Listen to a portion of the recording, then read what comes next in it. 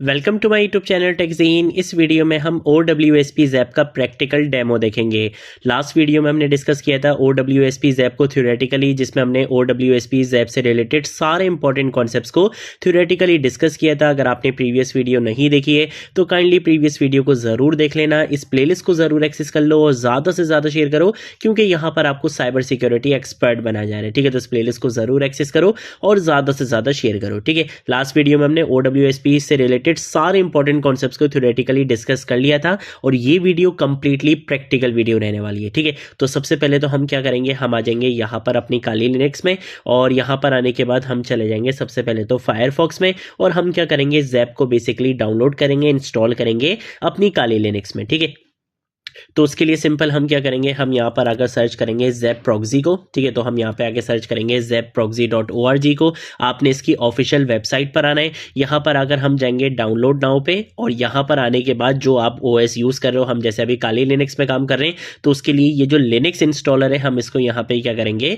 Download करेंगे। ठीक है, तो आपने डाउनलोड के बटन पे क्लिक करना है, जिससे क्या होगा, यहाँ पे आपका इंस्टॉलर बेसिकली डाउनलोड होना स्टार्ट हो जाएगा। थोड़ा सा टाइम लगेगा, 226 MB का होता है ये। ठीक है, आपकी इंटरनेट स्पीड पे भी डिपेंड करता है। जब ये डाउनलोड हो जाएगा देन उसके बाद हम आगे का काम करेंगे। ठीक है, तो देखो यहाँ पे ये बेसिकली डाउनलोड हो चुका है। मैं क्या करूँगा, राइट साइड पे जो कंट्रोल की है वो और F एक साथ प्रेस करूँगा ताकि मैं यहाँ पे फुल स्क्रीन पर आ जाऊँ और मैं यहाँ पर आकर अपना टर्मिनल ओपन करूँगा। ठीक है, टर्मिनल ओपन करने के बाद Ctrl+Shift+ से हम इसको यहाँ पे जूम कर लेंगे और सबसे पहले मैं क्या करूँगा, मैं सबसे पहले आ जाऊँगा अपने डाउनलोड्स के फोल्डर में, क्योंकि मैंने ज़ैप को डाउनलोड कर लिया लेकिन अभी तक इंस्टॉल नहीं किया है। अगर मैं यहाँ पर आकर करूँगा LS तो आप यहाँ पे देख सकते हो कि ये बेसिकली इंस्टॉलर आपका यहाँ पे डाउनलोड हो चुका है, लेकिन अभी ये एग्जीक्यूटेबल नहीं है। ठीक है, कैसे पता चलेगा एग्जीक्यूटेबल नहीं है, अगर मैं यहाँ पे आके लिखूंगा LS-LA तो आप यहाँ पे आके देख सकते हो कि ये जो अभी अभी मैंने ज़ैप यहाँ पे डाउनलोड किया है, यहाँ पे आप देख सकते हो कि यहाँ पे आपको X लिखा हुआ नहीं आ रहा, मतलब आप इसको एग्जीक्यूट नहीं कर सकते। अभी एग्जीक्यूट करने की परमिशन आपके पास अभी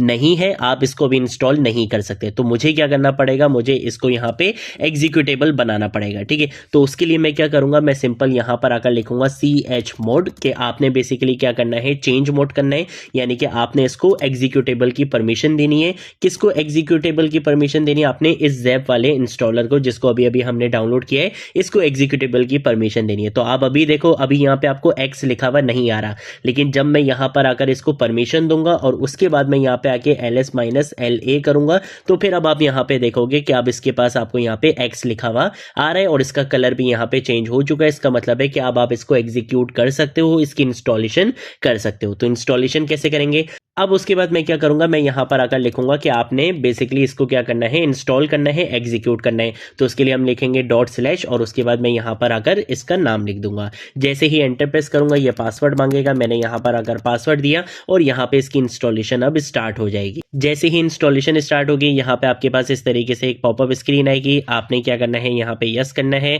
उसके बाद हम इसको क्या करेंगे, यहाँ पे यस करेंगे। यहाँ पे आप डेस्कटॉप आइकन बनाना चाहते हो तो आप बना सकते हो, इसको भी यस कर देंगे। आपको अपडेट्स अगर चाहिए तो आप चेक मार्क कर लो, मुझे कोई इसकी अपडेट्स वगैरह रिलीज नहीं चाहिए, मैं इसको डायरेक्ट अनचेक करके नेक्स्ट मार्क करूंगा। इंस्टॉल के बटन पे आपने क्लिक कर देना है, जिससे क्या होगा, इसकी इंस्टॉलेशन यहाँ पर हो जाएगी। मेरे पास पहले से इंस्टॉल था। ठीक है, मैंने वीडियो को बनाने से पहले बेसिकली इसको अनइंस्टॉल करके दोबारा से इंस्टॉल किया है, तो इसलिए मेरे पास चीज़ें जल्दी भी हो जाएंगी, कुछ ऑप्शंस नहीं भी दिखेंगे। आपने सिर्फ बाय डिफॉल्ट सेटिंग्स पे ही इसको रखना है, कोई चीज़ एक्स्ट्रा आपने सिलेक्ट नहीं करनी। ठीक है, अब जब आप इसकी इंस्टॉलेशन कंप्लीट हो जाएगी तो आपने क्या करना है, यहाँ पर आना है और यहाँ पर अगर आपने सर्च करना है ज़ैप को तो देखो आपको यहाँ पे ज़ैप मिल जाएगा। अब हम क्या करेंगे, इसको ओपन करेंगे। ठीक है, तो हम यहाँ पर आकर अपने ज़ैप को यहाँ पे ओपन करेंगे। जैसे ही हमारा ज़ैप ओपन होगा तो ये बेसिकली थोड़ा सा टाइम लेगा, लोड होने में, स्टार्ट होने में थोड़ा सा टाइम लेता है। हम इसको इसका कंप्लीट टाइम देंगे।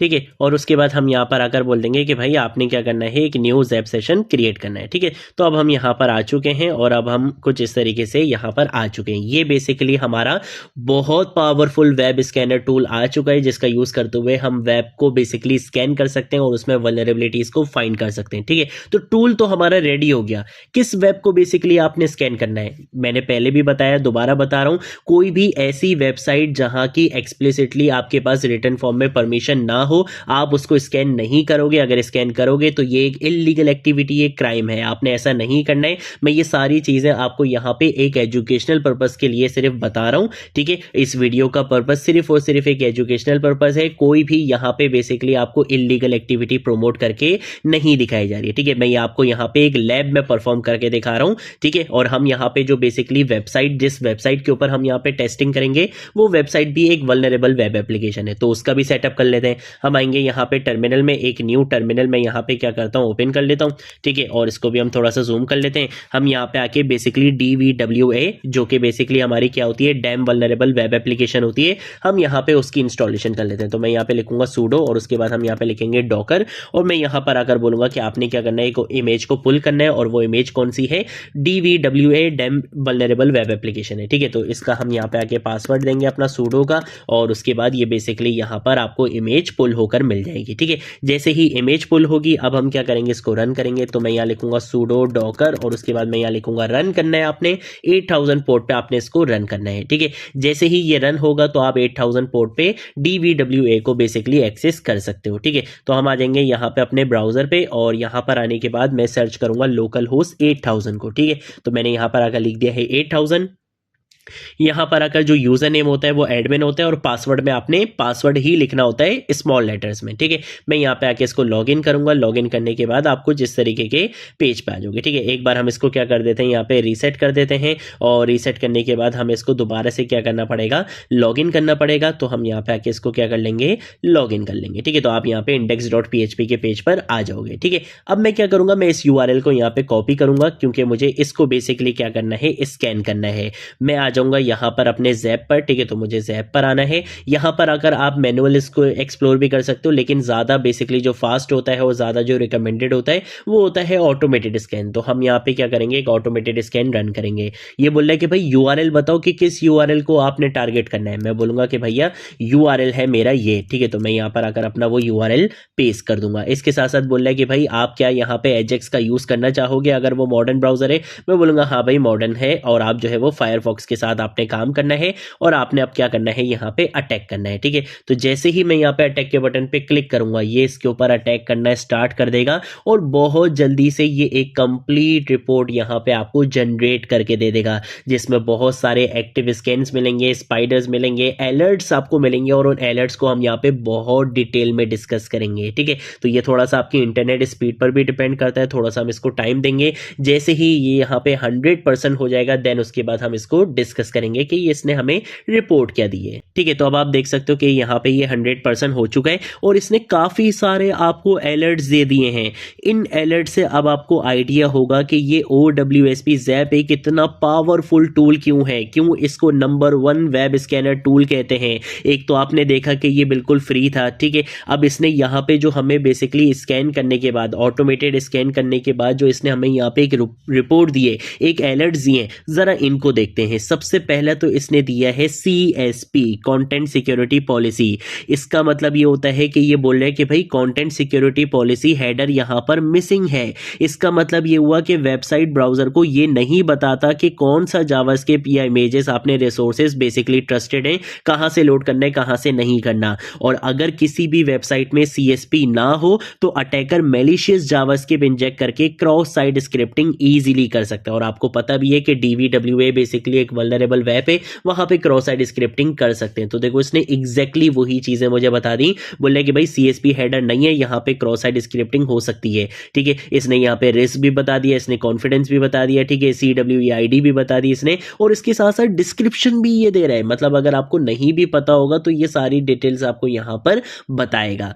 उसके बाद जो सेकंड अलर्ट इसने दिया है, वो सेकंड अलर्ट भी बहुत मजे का है, और वो बेसिकली क्या है, missing anti click jacking header. इसका मतलब ये है कि वेबसाइट ने एक्स फ्रेम ऑप्शंस वाला हेडर बिल्कुल भी सेट नहीं किया है, और अगर ये मिसिंग होता है तो अटैकर हमारी साइट को एक ट्रांसपेरेंट आई फ्रेम में लोड करके यूजर को इजीली ट्रिक कर सकता है। ठीक है, तो ये भी चीज बेसिकली यहाँ पर नहीं है। इसके बाद जो थर्ड वाला हमारे पास यहाँ पे अलर्ट आया है, वो ये आया है कि कुकी यहाँ पर जो HTTP ओनली का फ्लैग होता है वो यहाँ पर नहीं है। और ये बहुत इंपॉर्टेंट इशू होता है कि अगर HTTP ओनली फ्लैग मिसिंग होता है तो आप जावा जावास्क्रिप्ट कुकीज को इजीली रीड कर सकते हो, यानी कि सेशन हाईजैकिंग यहाँ पर पॉसिबल होती है अगर आप क्रॉस साइट स्क्रिप्टिंग का यहाँ पे यूज कर लोगे। और आपको पता है कि ये मैंने आपको करके भी दिखाया है इस कोर्स में। इसके साथ साथ उसके बाद हमारे पास आता है cookie without same side attribute. यहाँ पे सेम साइड एट्रीब्यूट नहीं है, जिसकी वजह से क्रॉस साइट रिक्वेस्ट को वैलिडेट नहीं करता है ये, जिसकी वजह से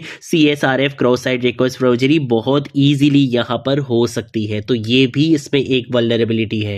इसके साथ साथ यहाँ पे और क्या प्रॉब्लम है, ये बोल रहा है कि भाई सर्वर लीक वर्जन इंफॉर्मेशन, यानी कि ये सर्वर का जो वर्जन इंफॉर्मेशन है उसको भी लीक कर रहा है। और वो आप देख सकते हो उसने एविडेंस भी बता दिया। इसने बोला कि भाई ये जो बेसिकली यूज कर रहा है वो कौन सा सर्वर यूज कर रहा है, अपाची यूज कर रहा है, और इसने इसका वर्जन भी बता दिया। अगर आपको वर्जन पता चल जाए तो उस वर्जन में जो भी वल्नरेबिलिटीज होती हैं आप उसका बेनिफिट ले सकते हो। और इसने देखो आपको उस वेबसाइट का जो सर्वर है बेसिकली वो सर्वर भी बता दिया, उस सर्वर का वर्जन भी इसने आपको यहाँ पे बता दिया है।